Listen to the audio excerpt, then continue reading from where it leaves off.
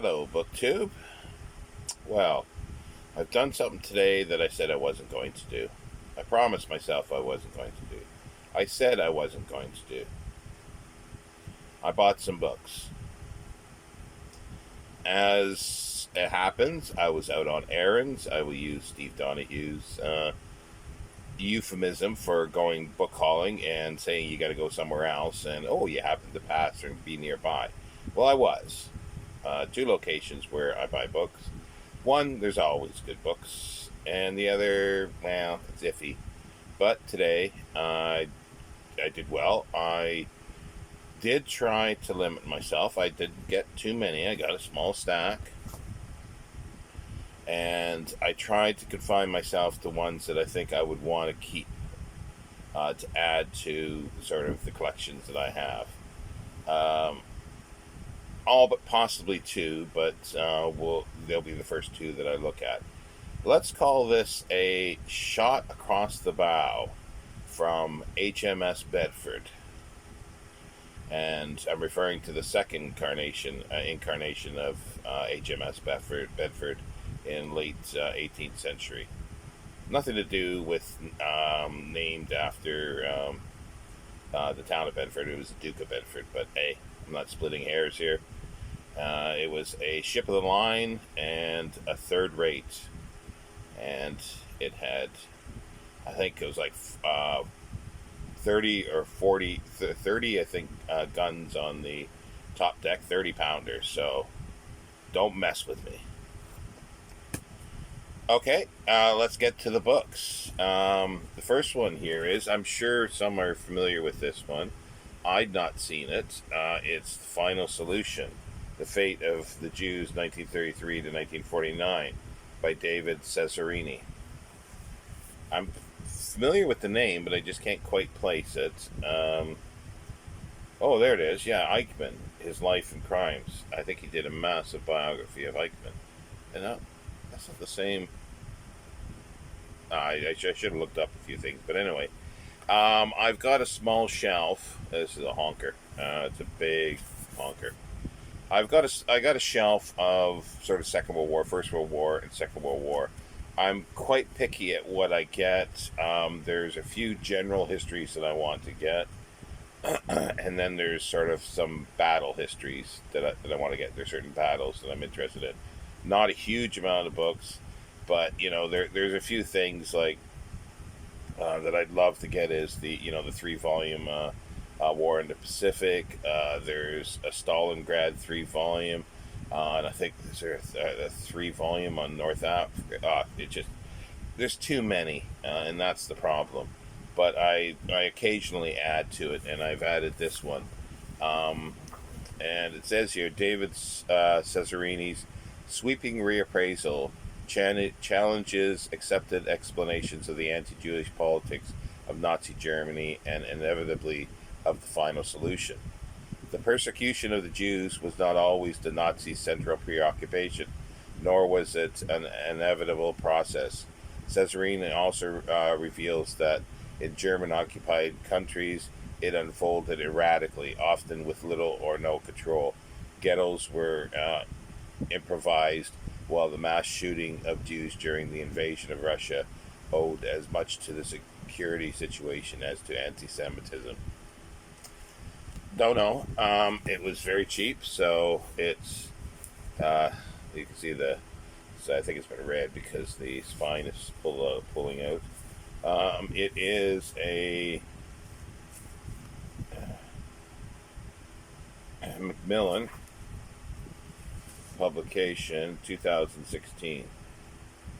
If anybody knows about this, then yeah, feel free to speak up in the comments, because I'm not familiar with it at all. And as I said, this one and the next, well, I think the next one more so I'll keep, but this one may not be.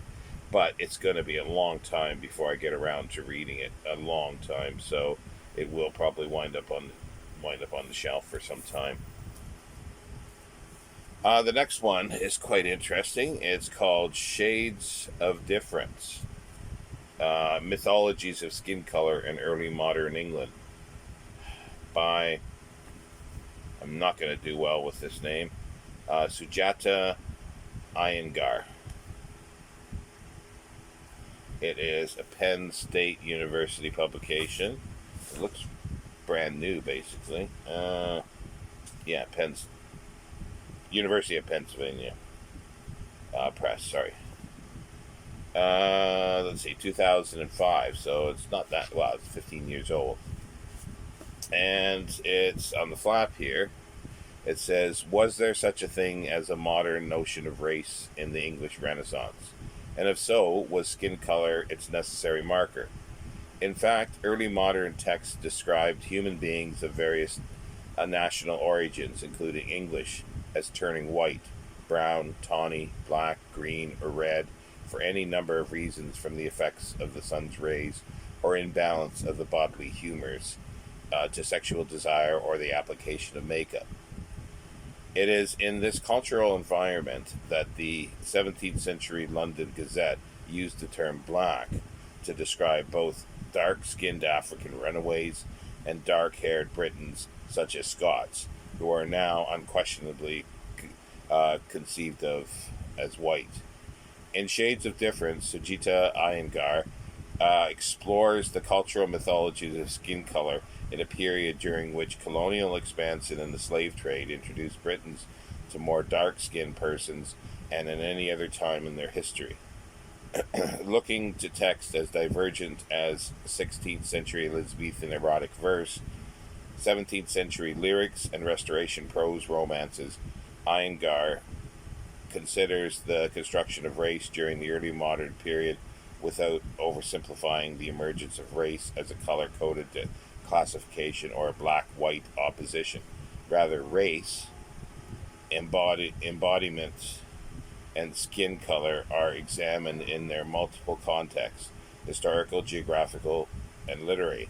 Iyengar engages works that have not previously been incorporated in discussions of the formation of race, such as Marlowe's Hero and Lander, and Shakespeare's Venus and Adonis. By rethinking the emerging early modern connections between the notion of race, skin color, and gender, Shades of Difference furthers an ongoing discussion with originality and impeccable scholarship. Sounds quite interesting. I love the design of the title of the book. Just related interest books here. Sick economies. Okay. It could be something that's very well. It looks like it is quite academic. Big bibliography. Just about 250 pages, almost in text. Oh, and this one here, it just comes in under 1,000 with the index and so forth. Now, the rest, I am quite sure, are going to be keepers, no question. The first two go into my London section, and one partial name for Jason Harrigan. It is London Alleys, Byways, and Courts by Alan Stapleton. Stapleton. And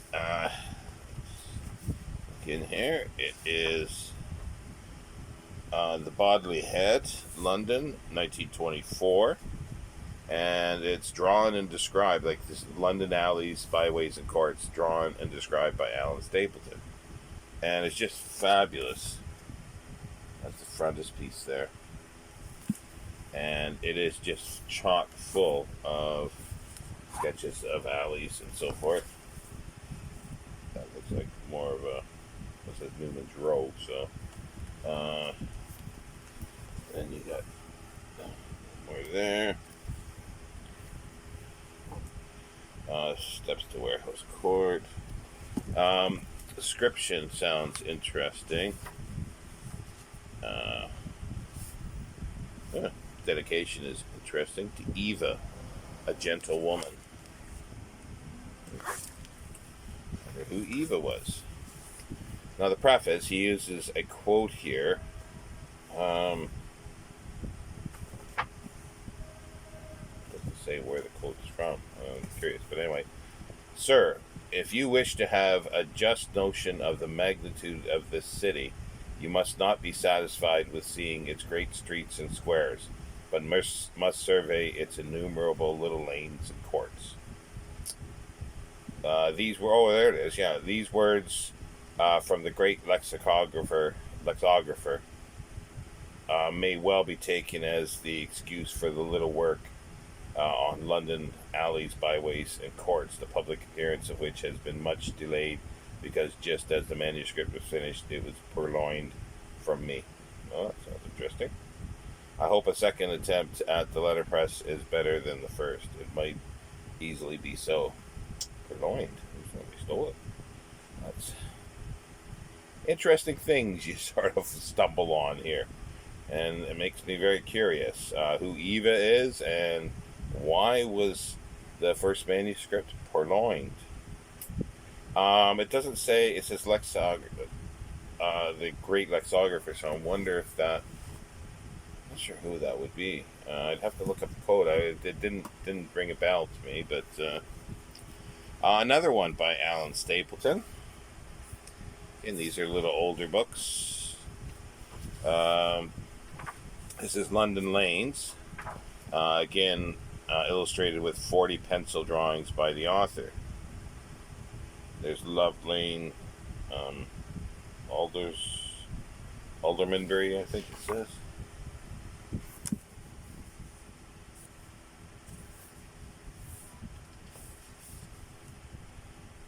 Brick Lane, Bethnal Green looking south.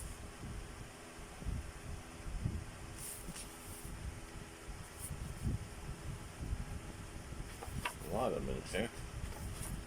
Find them. I can find them. Maiden Lane, I think West 6.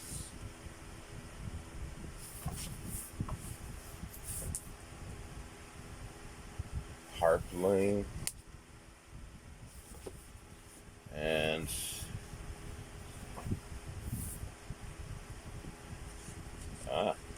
not even cut, so it hasn't been read. Well, I don't know what's in there, so it's just it's a half title, so we don't need to cut that open. This is from the preface. It says, "This book needs no excuse.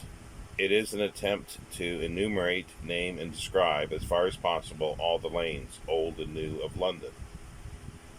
I have discovered considerably over 900 names of these lanes, actually at some time or now so called. Many are still in existence. The earliest lanes undoubtedly were the paths between the land approach and land.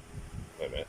The earliest lanes undoubtedly were the paths between and land approaches to the inns, townhouses, palaces, and monasteries, also the lanes which led to the villages in the country beyond the walls of the city. Some London streets were themselves but footways or bridle lanes between the walls of the garden belonging to the great houses of the nobles and palaces of the kings, which houses, in order to preserve their privacy, were approached by their own barges to their own stairs on the river, which they hugged the river, which had been the great means of transport for 16 centuries. Of these stairs, a few remain, with their approaches termed lanes. Trig Lane comes into mind at the moment, the narrow way from the old Trig Stairs to Upper Thames Street. A sketch of this is in my London Alleys, Byways, and Courts. So yeah, I think these two are going to be keepers in for me. The next, well, they're two sets, two volumes of each, and it's part of a triumvirate sort of. There's another, I think, 2-volume set which I might need to look at if I ever want to sort of complete that, but it's of interest, but not as big of an interest as this. This is the Johnson's England. It's in 2 volumes. It's Oxford University Press. I had partially read this before from the library, and then I had to take it back, and I never completed it. As I say, it's Oxford University Press. Now, It's edited by A.S. Turberville, professor of modern history in the University of Leeds. And it's Johnson's England, an account of his life and manners of his age. And there's the doctor himself. And from the preface here, it says the object of this work is to depict the life of the period in English history which may legitimately be described as the Age of Johnson. Johnson lived from 1709 to 1784. As a small child, he was touched for the evil by Queen Anne, and he lived into the third decade of the reign of King George III. To see a few months before his death the triumphal election which established the younger Pitt in power, it is clear that the term the Age of Johnson cannot properly be applied to the whole of the doctor's lifetime. No one in using it has in mind the period which may be appropriately designated the age of Addison or of Pope, nor yet the doctor's early years, when he was an undergraduate at Oxford or an unsuccessful schoolmaster at Edile. It was not until the spring of 1737 that, accompanied by his former pupil David Garrick, he went up from Lincoln to London in order to try his fortunes in the city, with which he is also. Sorry, that again. He went up from Lichfield to London in order to try his fortunes in the city, which he is perhaps more closely associated than any other Englishman. And not till 10 years after that did he start upon the dictionary, which brought the fame that his play, his poems, and even the Rambler had failed to win. It seems proper to characterize as the Age of Johnson the last 50 years of his lifetime, though it would obviously be pedantic to tie oneself down to any particular year for his commencement, and it is sometimes necessary for a full appreciation of the aspects of the national life trade in the following pages to refer back to earlier decades of the 18th century. Now, it's a fairly long preface for a preface. It's about 10-15 pages. Now, find the contents here. Contents page, because it's not written by one. It's a collection of essays, more or less, by scholars at the time. Yeah, Volume 1, Age of Johnson by G.M. Trevelyan. The Army by the Honorable Sir John Fortescue. Exploration and Discovery by James A. Williamson. Travel and Communications by H.L. Beals. London and Life of the Town by M. Dorothy George. Mrs. Eric George says, but these are names that I'm familiar with. Town Life in the Provinces, G.D.H. Cole. Industry and Trade by H. Heaton. Poverty and Crime by J.L. Hammond. Manners, Meals, and Domestic Pastimes, Dorothy Marshall. Sports and Games by E.D. Cumming. Costume by Talbot Hughes. Sure, I've seen a big volume about the costume. Then it goes on to Volume 2, which I have here. Did I say what year this was published? It's Oxford. 1952. No, sorry. First published in 1933. Reprinted with corrections 1952. And it's interesting that there are not many, but there's a number of female scholars in there as well. And here's Volume 2, much on the same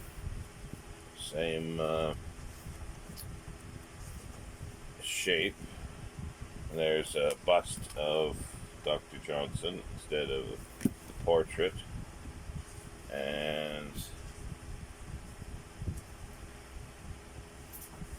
contents. It's Taste by Osbert Sitwell. Paintings and engraving by the Honorable Andrew Shirley.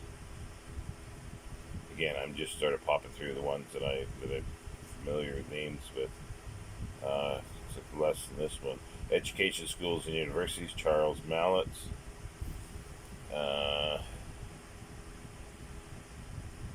the Law and the Lawyers by Sir Frank McKinnon. I'm sure I've seen I think something about the Constitution possibly by him. Authors and Booksellers by W. Chapman. Well, that's definitely a read. The Newspaper by D. Nichol Smith. Yeah, so there's lots that I'm familiar with in the second volume. Now, the other sort of set that goes along with this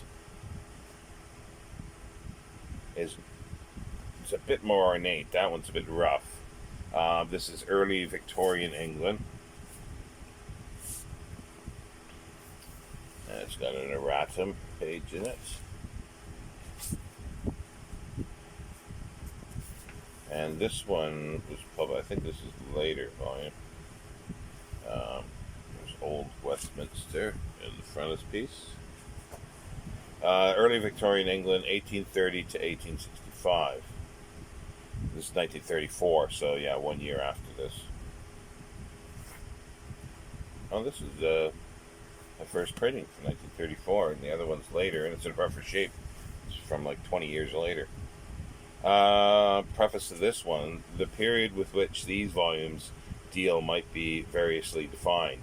In political history, it is the age of the £10 householder who rose to power with the Reform Act of 1832 and took a larger electorate into partnership by the Act of 1867.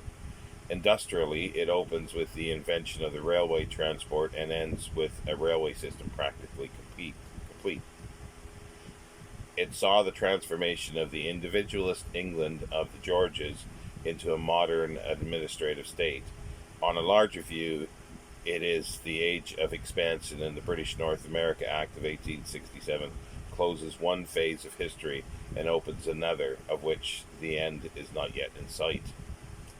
The same period includes the transition from sail to steam and the invention of the electric telegraph. It covers the golden age of English agriculture, the summer afternoon of aristocracy. If it had been the Queen and not Prince Albert who died in 1861, the process of English history would have been easier to apprehend.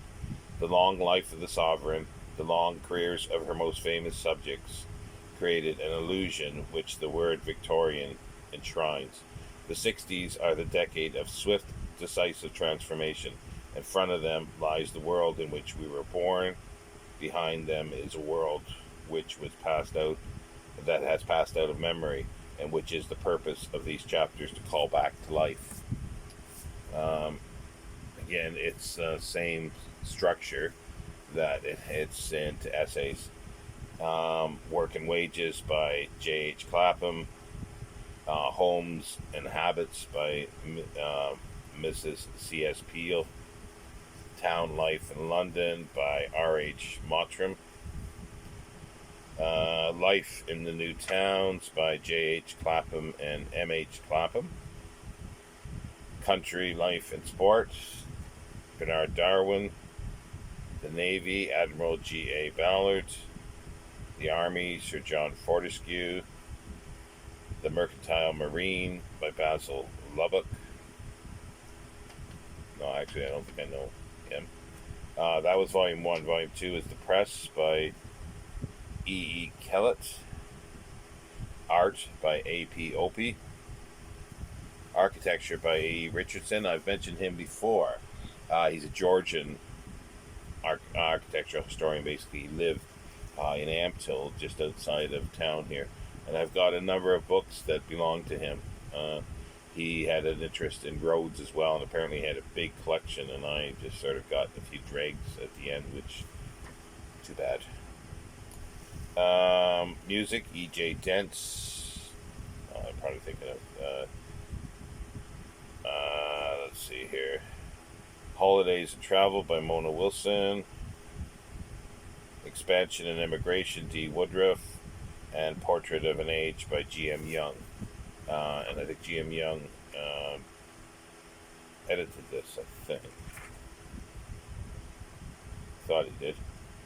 Oh, the preface is by G.M. Young, I think. Sure, yeah. So I'm assuming it's he did edit it.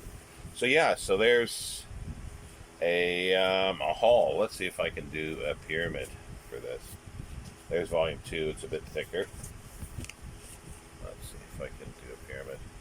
That's Victorian. This is the Age of John. Oh, the other set that's here is a Shakespearean age set.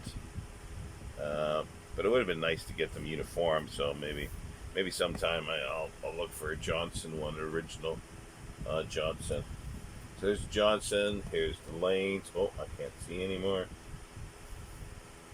The byways.